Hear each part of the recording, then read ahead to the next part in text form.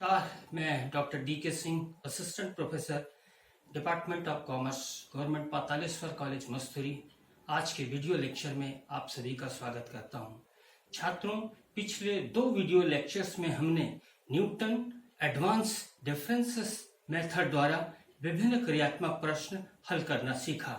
आज हम सभी मान्यताओं एवं शर्तों से मुक्त अंतर्गणन एवं बाह्य गणन की सर्वोत्तम एवं सार्वभौमिक रीति लैग्रेंज रीति द्वारा क्रियात्मक प्रश्न हल करना सीखेंगे।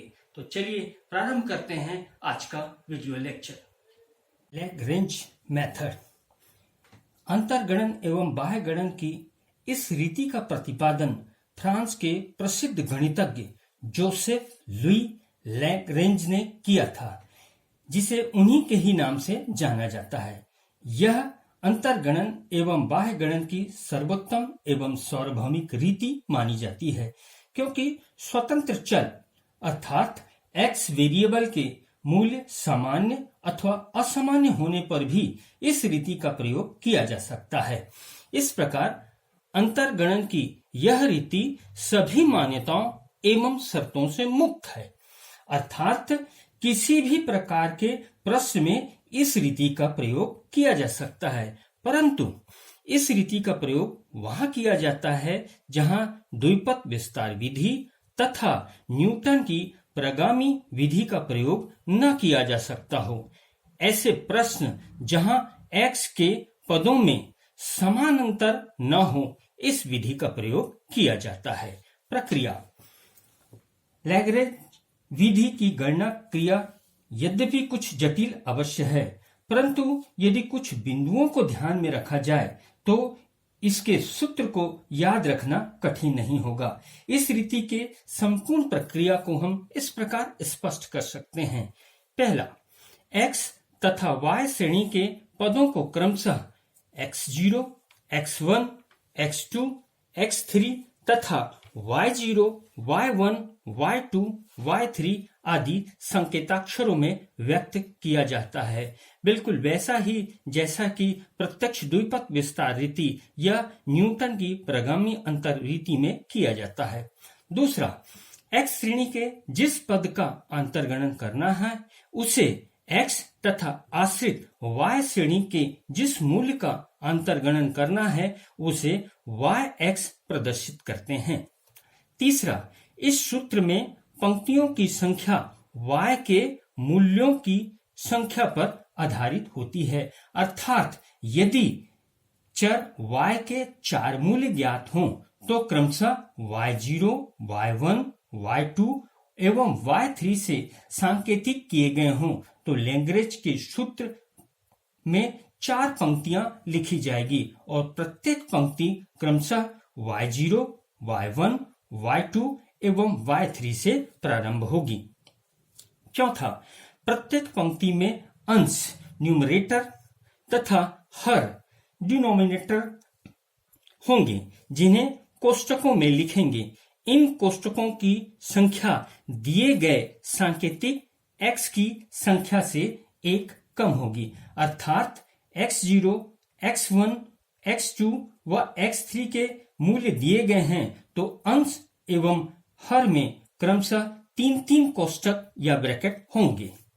पांचवा, अंश के समत कोष्टकों में प्रथम अक्षर x से प्रारंभ होगा तथा हर के समत कोष्टकों का प्रथम अक्षर प्रत्येक पंक्ति में उसी संकेत का समकक्ष होगा जिससे पंक्ति प्रारंभ हुआ है, अर्थात यदि पंक्ति y2 से प्रारंभ है तो उस पंक्ति के हर में प्रत्येक कोष्टक का प्रत्येक अक्षर x2 ही होगा। छठा, अंश के समत कोष्टकों में x में से x0, x1, x2, x3 को घटाएंगे, परंतु प्रत्येक पंक्ति में उस x को छोड़ना होगा जिसके समकक्ष y से वह पंक्ति प्रारंभ हुई है, अर्थात यदि पंक्ति y2 से प्रारंभ हुई है तो x में से x2 को छोड़कर बाकी सभी x संकेताक्षरों को घटाएंगे। और सातवां एवं अंतिम, हर की प्रत्येक पंक्ति के समस्त कोष्टकों में प्रथम x उस पंक्ति के y के अनुरूप होगा और प्रत्येक कोष्टक में से उसी क्रम से x को घटाया जाएगा जिस क्रम में से x में से x0, x1, x2 आदि को घटाया गया है। लैग्रेंज रीति की संपूर्ण प्रक्रिया को हम एक उदाहरण द्वारा अच्छी तरह से समझ सकते हैं। यदि आश्रित चर y के 4 मूल्य ज्ञात हैं, यदि आश्रित चर y के 4 मूल्य ज्ञात हैं, तो लैग्रेंज का सूत्र 4 पंक्तियों में लिखा जाएगा, जो क्रमशः y0, y1, y2 और y3 से प्रारंभ होगा। yx equal to y0 x minus x1 x minus x2 x minus x3 upon x0 minus x1 into x0 minus x2 into x0 minus x3 plus y1 x minus x0 x minus x2 x minus x3 upon x1 minus x0 x1 minus x2 x1 minus x3 plus y2 x minus x0 x minus x1 x minus x3 upon x2 minus x0 x2 minus x1 x2 minus x3 plus y3 x minus x0 x minus x1 x minus x2 upon x3 minus x0 x3 minus x1 x3 minus x2। यहां देखिए छात्रों, प्रत्येक पंक्ति के अंश और हर में तीन तीन जो है ब्रैकेट या कोष्टकें हैं। इसके देखिए समानांतर ये होगा x0, x1, x2 और x3। कुल x के 4 हैं तो एक कम कर लेंगे। एक पंक्ति के अंश या न्यूमरेटर में 3 कोष्टक या ब्रैकेट होंगे और इसी प्रकार हर या डिनोमिनेटर में भी 3 कोष्टक होंगे। जैसे देखिए 1, 2, 3 और हर में भी 1, 2, 3। यहाँ देखिए अंश के समस्त कोष्टकों में प्रथम अक्षर x से प्रारंभ होगा। यहाँ देखिए x, यहाँ दूसरा पंक्ति में भी x और x। और हर के समस्त कोष्टकों का प्रथम अक्षर प्रत्येक पंक्ति में उसी संकेत का समकक्ष होगा जिससे पंक्ति प्रारंभ होगी। जैसे यहाँ हम देख रहे हैं कि ये y0, तो ये प्रारंभ होगा x0 से। ये y1 है तो ये प्रारंभ होगा x1 से। ये y2 है तो प्रारंभ होगा x2 से। ये y3 है तो ये प्रारंभ होगा x3 से। इसी प्रकार अंश के समस्त कोष्टकों में से x में से x0, x1, x2, x3 को हम घटाएंगे, परंतु प्रत्येक पंक्ति में उस x को छोड़ना होगा जिसके समकक्ष y से वह पंक्ति प्रारंभ हुई है। जैसे हम देखते हैं ये y0 से प्रारंभ हुआ है तो यहाँ पर हम x0 को छोड़ेंगे तो x माइनस x1 होगा, x minus x2, x minus x3, x minus x0 नहीं होगा। इसी प्रकार में हर में हम देखते हैं कि प्रारंभ होगा x0 से, इसमें माइनस करेंगे x1, x2, x3 का, लेकिन यहाँ पर x0 माइनस नहीं करेंगे। ऐसे यहाँ पर देखिएगा कि x में x0 माइनस हुआ, फिर x में से x2, x1 हमने क्या कर दिया, छोड़ दिया। ऐसे हर में जो है ये प्रारंभ होगा x1 में से x0, x2 घटा रहे हैं, लेकिन x1 में से x1 माइनस नहीं होगा। Estimate the missing figure from the following data. निम्न समंकों से अज्ञात संख्या ज्ञात कीजिए। x 0, 1, 3, 6 और y 180, 250, अननोन 410। देखिए छात्रों, यहाँ x का अंतर जो है असमान है, 0, 1, 3, 6। तो न तो जो है स्वतंत्र चर चूंकि समान नहीं है, तो न तो हम यहाँ द्विपद विस्तार का प्रयोग कर सकते हैं और न ही न्यूटन की विधि का। तो यह लैग्रेंज विधि से ही हल किया जा सकता है। यहाँ लिखेंगे सबसे पहले हम x है 0, 1, 6, x0, x1 और x2, y 180, 250, 410, y0, y1, y2, x equal to 3। यहां देखेंगे कि y के 3 पद ज्ञात हैं, 1, 2, 3। इसलिए लैग्रेंज का सूत्र जो है वो 3 पंक्तियों में लिखा जाएगा इस प्रकार।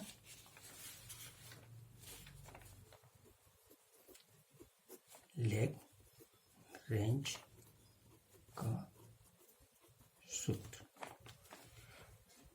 पहला पंक्ति प्रारंभ होगा y0 से, दूसरा पंक्ति प्रारंभ होगा y1 से और तीसरा पंक्ति प्रारंभ होगा y2 से। तो yx equal to y0 x minus x1 x minus x2। यहाँ 2 ब्रैकेट इसलिए होंगे क्योंकि हम देखें x के जो है 1, 2, 3 जो है ज्ञात हैं, एक कम कर लेंगे तो कितने ब्रैकेट होंगे अंश में? 2। और हर में भी ब्रैकेट कितने होंगे? 2। अंश प्रारंभ होता है x से और हर प्रारंभ होता है y0 के समकक्ष x0 से। तो x0 माइनस x1 और x0 माइनस x2 प्लस, अब देखते हैं दूसरी पंक्ति y1। अंश जो है हमेशा की तरह प्रारंभ होगा x से, तो x माइनस x0 और x minus x2 upon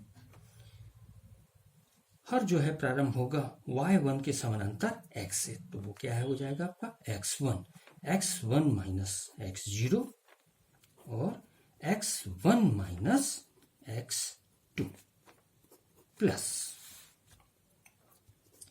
y2 हमेशा की तरह x से ही प्रारंभ होगा, x माइनस x0 और x minus x1 upon her प्रारंभ होगा y2 के समानांतर x2 से, तो x2 माइनस x0 और x2 माइनस x1। तो 3 पंक्तियों में ये लैग्रेंज के सूत्र का विस्तार हो गया। अब हम इसमें मान रखते हैं। मान रखने पर क्या हो जाएगा आपका y0 कितना है 180 x कितना है 3 x1 कितना है हमारा, x1 है 1 और फिर देखिए x तो 3 है ही, x2 है कितना 6, 3 माइनस 6 अपॉन x0 देखिए 0 है 0 और x1 कितना है हमारा 1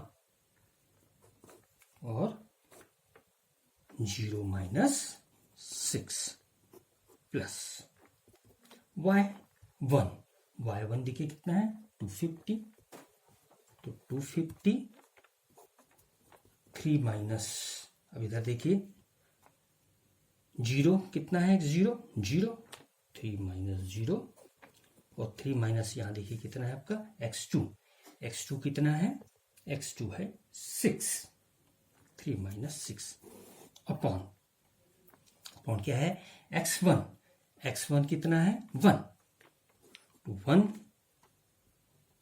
माइनस x0। x0 कितना है? 0। 1 माइनस 0 और 1 माइनस इधर कितना आ जाएंगे अपन? x2। x2 कितना है? 6। 1 माइनस 6 प्लस y2। y2 देखिए कितना? 410। 410 और फिर क्या हो जाएगा है? 3 माइनस 0 और 3 minus 1 upon 6 minus 0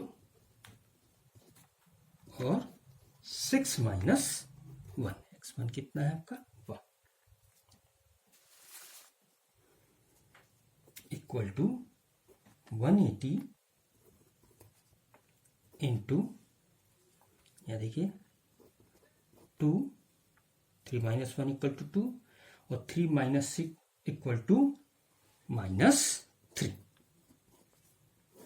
upon 0 minus 1 equal to -1 और 0 minus 6 equal to -6 plus 250 into देखिए 3 माइनस 0 इक्वल टू 3 और 3 minus 6 equal to -3 upon 1 minus 0 equal to 1 और 1 minus 6 equal to -5 plus y2 कितना है हमारा? 410 into 3 minus 0 equal to 3 minus 1 equal to 2 upon 6 minus 0 equal to 6 और 6 minus 1 equal to 5। अब देखिए 180 into 2 into -3 ये हो गया क्या है? -6 डिवाइडेड बाय 1 इंटू -6 ये क्या हो जाएगा? +6 प्लस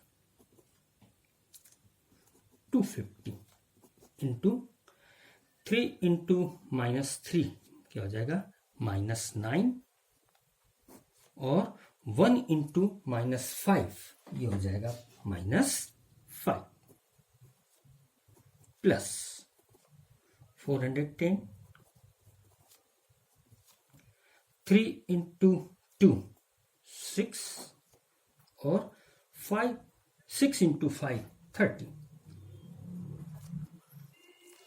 अब देखिए 6 डिवाइडेड बाई 6 इक्वल टू क्या हो जाएगा आपका? -1 और -1 इंटू 80 तो -180 फिर देखिए 9 डिवाइडेड बाई 5 इक्वल टू 1.8। ये भी देखिए माइनस में है और ये भी क्या है? माइनस में। तो क्या हो जाएगा? प्लस। तो प्लस 1.8 इंटू 250 तो ये आ जाएगा प्लस 450। अब देखिए 6 डिवाइडेड बाई 30